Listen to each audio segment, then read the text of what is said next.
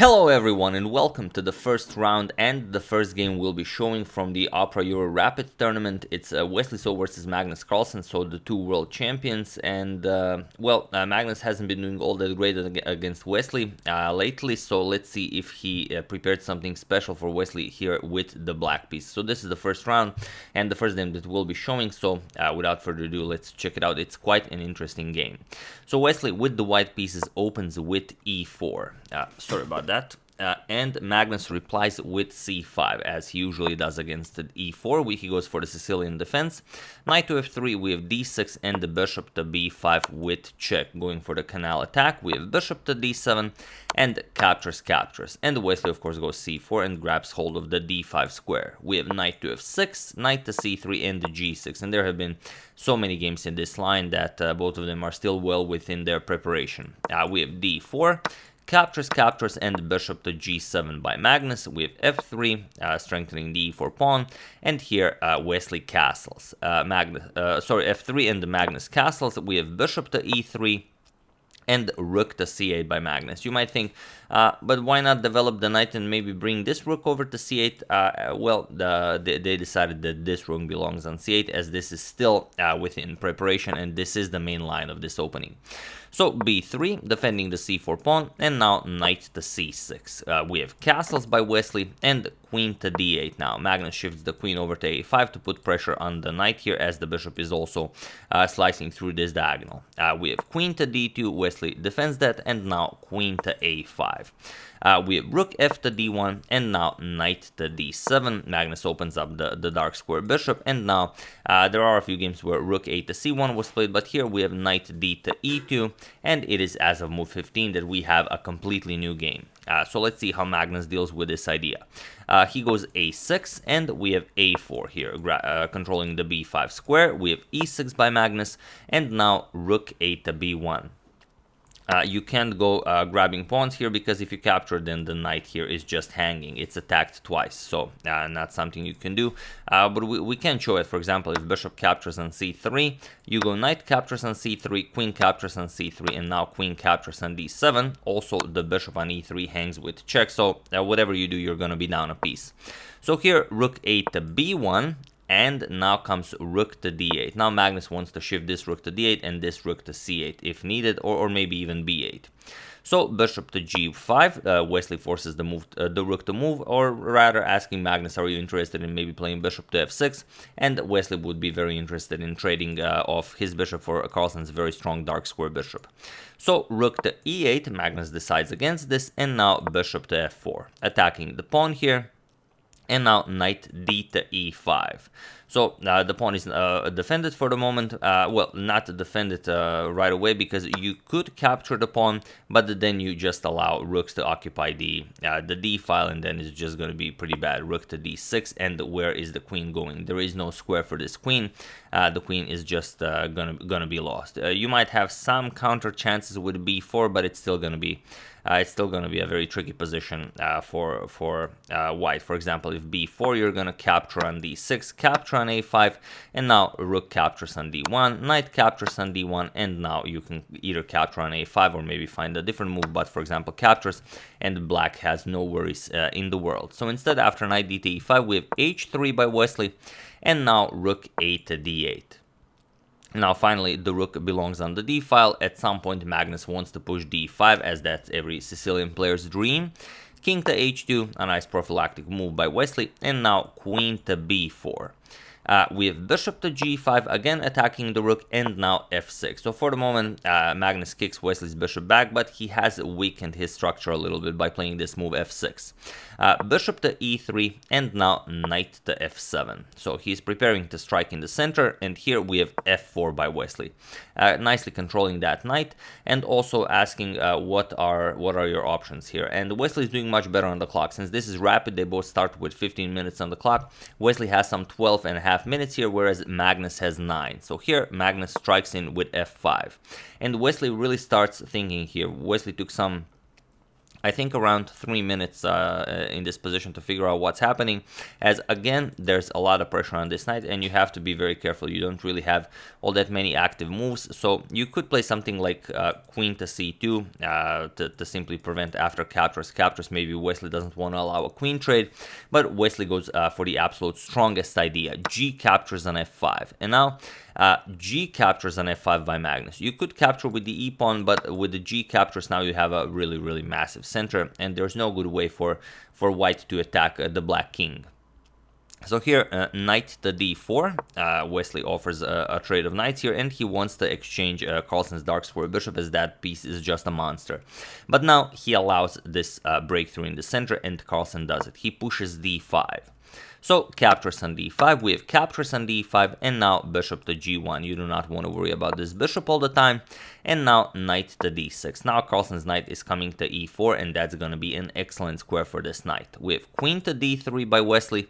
Now unpinning, now the knight can move, and now knight to e4. So again, with a double attack on this knight here, and also this knight is attacked 3 times, so you have to be very careful. So here we have knight c to e2, and now comes knight captures on d4. Magnus trades his knight for Wesley's very active knight on d4.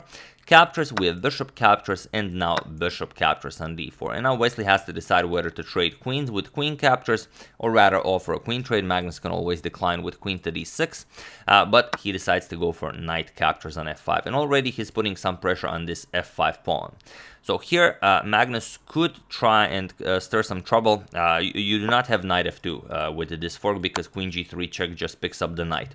And the other fork that's in the position, if you might consider knight to c3 going after the rooks, again, it's very dangerous, because queen captures on f5, and I'm just going to show you the strongest line because it's well, it's very interesting. Knight captures on b1, and now knight to e6, and already you do not want the knight being so close to your king, especially with the queen here. So we'd see knight to c3, again going after the rook here. For the moment, you don't have to worry about getting checkmated.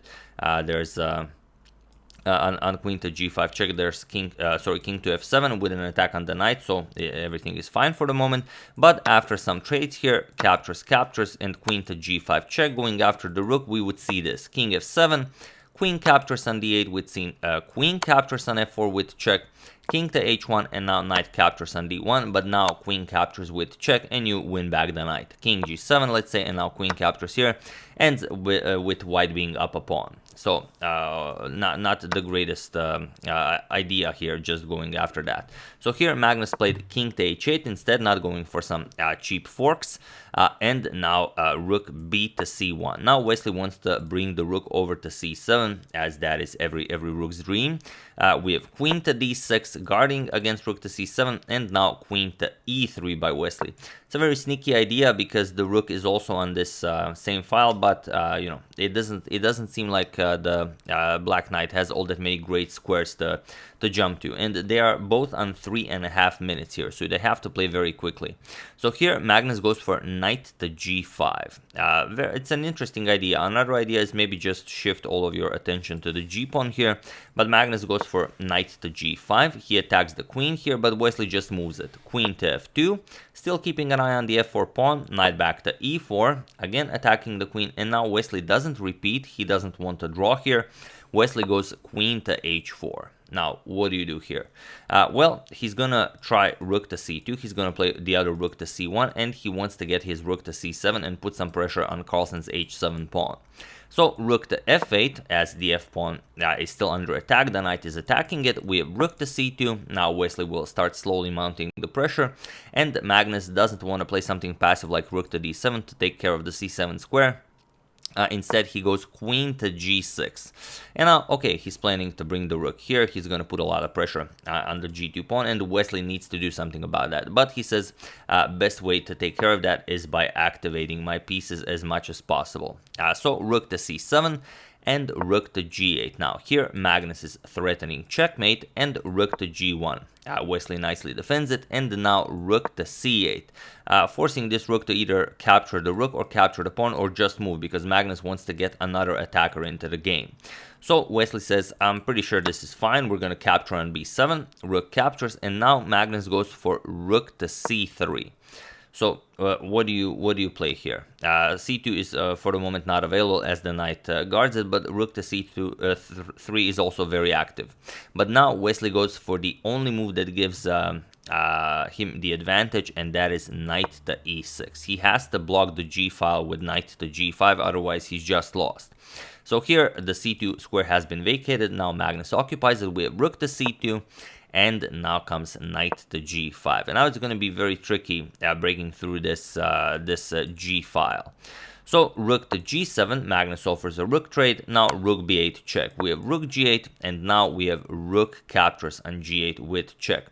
Interestingly, Wesley had the brilliant rook to b6 move here, which kind of shows that the queen cannot capture, you're going to get checkmated, but you could play knight captures on g5, sort of offer the queen here, and after rook captures on g6, knight to f3 with check, forking the king and queen. The pawn cannot capture, and after king g3, you're gonna recapture the queen, and now, for example, rook captures, and king captures on h4. We will get this position where white is up a pawn, but in a better position. So Wesley decides against this. He goes for rook captures on g8 with check. We have king captures, and now he goes for knight captures on e4 with check. D captures, and now king to h1. He cannot push the g pawn as this rook is still pinning it. So here he just plays king to h1.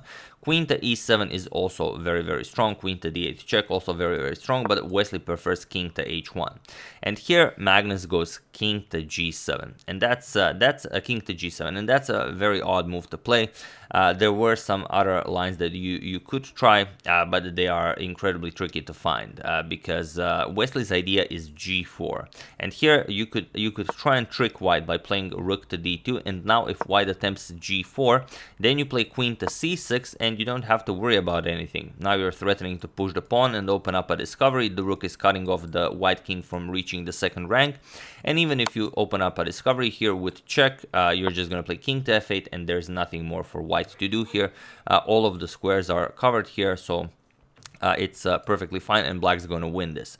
However, Magnus played king to g7 here. It's quite a weird move. Maybe he was planning maybe for something else. Maybe it was a mouse slip, but I don't think so. I think he actually wanted to play this, but now this just runs into g4. And now this is a pretty big threat, and there's not much you can do about that. So here Magnus plays king to f7, which kind of could have been played on the previous move, but you know, I don't know what happened there. G captures on f5, queen captures, and now rook to g5. And now you really don't have a good move because the queen can no longer guard the h7 pawn.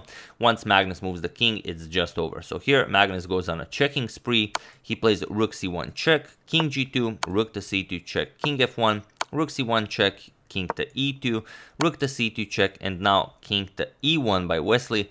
And it was in this position that Magnus Carlsen resigned the game, and the game 1 of this very nice tournament goes to Wesley So, who starts with a win against the world rapid champion.